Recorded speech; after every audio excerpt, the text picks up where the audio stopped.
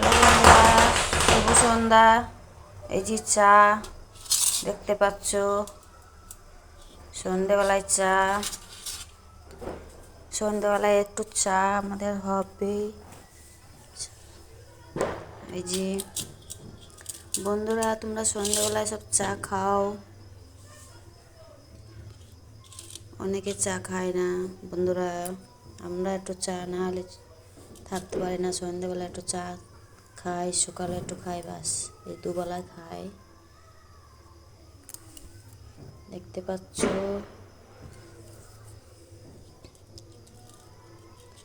একটু খেয়ে লি দেখি।